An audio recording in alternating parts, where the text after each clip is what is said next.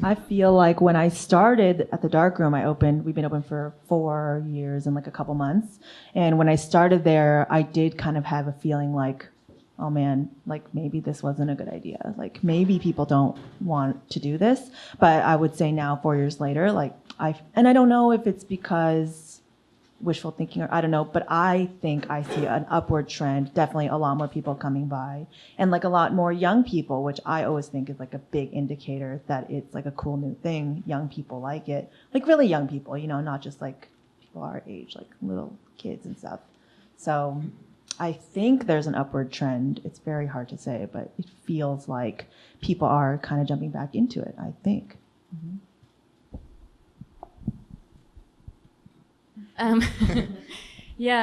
Well, I think that, lomography has been around for over 25 years now.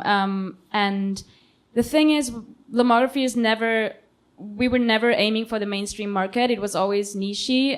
So I don't think I can speak for the whole film photography market, but I think that creative photography goes back to film more now these days because digital is becoming better and better, and then you find it's like with the painting back in the days, right? When photography started, people were like, oh, we won't need painters anymore, and they will be out of a job, and then they figured out, well, if you don't need us to paint the landscapes, we'll just paint something else. And then the Impressionists started painting, like found a new way to use their medium that photography couldn't cover. And I think with digital, it's maybe a little bit more into that direction, that you use film photography maybe for things that you can't do with digital. And for lomography, we've had ups and downs for sure. There was an instant hype and everything, but I do think that now it is on the rise again. There's definitely the demand for film is very high right now, and we're speeding up productions. We're back ordered on most of our films, especially the more creative films like the Lomochrome Purple. I was just talking with someone before. People are waiting for months for that film to come back in stock. And yeah, the crazier the film, the more interest there is apparently. So I do think it's, especially in the creative, more experimental photography, it's a rise for sure. To that point, the Barnes Foundation in Philadelphia, if you ever have a chance to make it there in the next few weeks, has an exhibition entitled "From This Moment, Painting is Dead."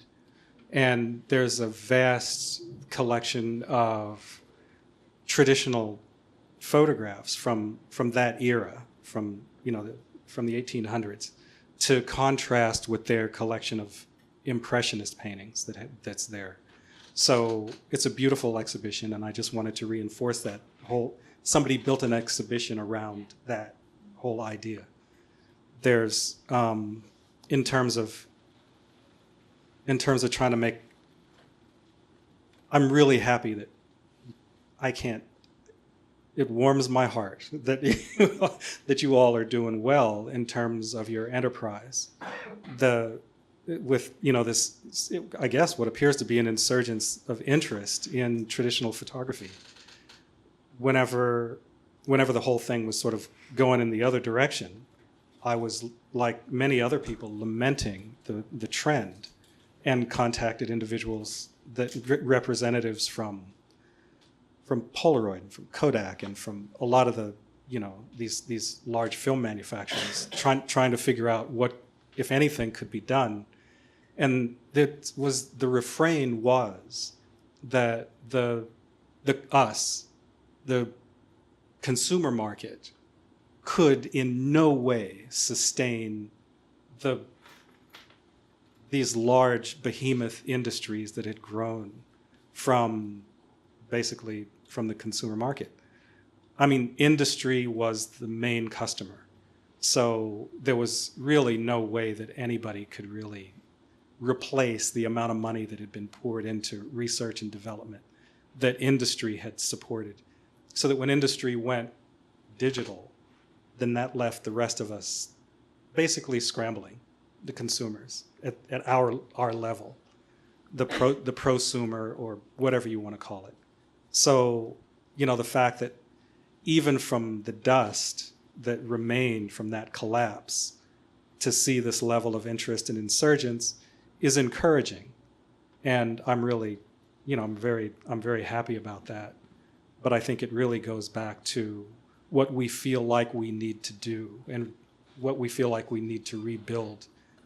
Things that we're finding a method to address our basic needs as humans as we, continue to try to figure out ways to visualize our ideas. And this is one of them. And you're providing a space and a service for that to happen. And I think that's really kind of exciting. With regard to trying to make a living,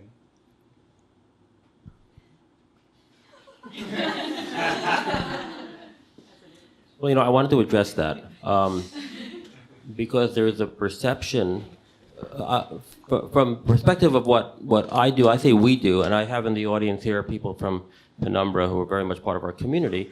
They know that Penumbra in many respects is an experiment because every year we're under budget, and yet we're still here. How's that? It's amazing, because we have support from a community of people who they themselves love photography in this form, and find a way to help keep it going. And I think the key is that, and I think everybody who's here loves photography. That's at the core. They love it, whether it's digital, whether it's analog, whether it's alternative, historical, whatever it is, they love photography. And in order to do that, they sometimes have to do other jobs. And it could be photographic, it could be waiting tables, it could be whatever it is. But there is that drive to make images, to learn, to share, to be in a community. And that's at the core, I think, of why everybody's here. From the commercial perspective of it, there are some photographers who are very successful. They found that particular either look, or they do commercial photography, or they do tabletop, and there are ways of doing that. What I think is important from the perspective of what we do at Penumbra is we offer education, and we offer a way of looking at photography so that that person who learns these skills can then apply them to whatever they do. Now, if they want to make their own images and become an art photographer, it's funny you should mention painting. I have conversations with artists all the time who are saying that art photography is dead, it's on the way out, and that many galleries are switching over to painting. Painting has become much more popular than art photography. So, and I think things go up and down, and I think the markets are what they are. But, I would say it's very important that if you love doing something, and you are interested in constantly learning and learning from other people and sharing what you do, it's very contagious. Keep doing it. And you can apply that. I tell young people, ask them, how am I going to make money doing this? I said, well, if you learn to shoot film, if you learn photography from its essentials, if you understand photography, you're going to be much more employable than somebody that just knows digital. You have a bigger bag of tricks. You have things that you can share with your employer, or if you're an assistant. They're going to notice if you understand photography. You're going to be the go-to person if you know analog before somebody that only knows digital. You can solve a problem. Photography is endless problem solving. The more problems you're confronted with that you can solve, the more marketable you're going to be. And that's from every aspect of photography, from the beginning all the way through the digital age. So that's sort of my little spiel about photography. If you love it, continue to do it. There'll always be a need for professional photography, whether it be editorial, whether it be fashion, whether it be commercial, whether it be tabletop. If you have those skills, you'll be able to translate that into, I'm not saying getting rich, I'm saying be able to make a living. I don't think any of us are getting rich. And the traditional photography is another tool.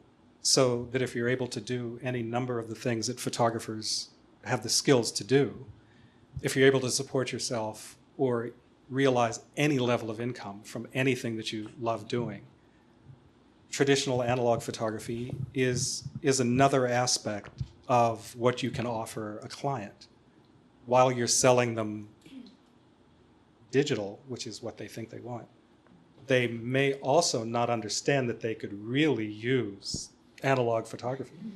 So it's another thing that we can do. It's another thing that we have to offer. Like you said, the understanding of the entire field is going to be a resource and an asset for you in terms of trying to make money.